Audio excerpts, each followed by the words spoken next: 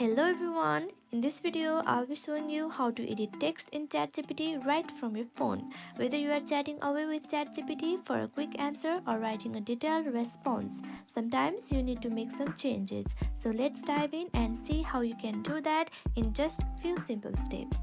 First, open the ChatGPT app. Once you are in the home screen, type the message you want to send or ask and send it. Now if you are editing an existing chat, simply tap on the chat you just sent. Long press on it and tap on edit. From here you can edit your text. Simply type the new text. After you have edited your message, hit send and your updated version will be in the chat. You will have your new polished text ready for whatever your next conversation is. And here's a pro tip: if you are not a fan of typing, you can always use the iPhone's voice to text feature. Just tap the microphone on your keyboard and speak your changes, and let Siri take care of the rest.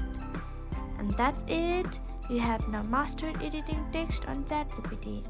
If you found this video helpful, make sure to give it a thumbs up, subscribe for more tech tips, and drop a comment below if you have any questions. Thanks for watching, and I'll see you in the next video.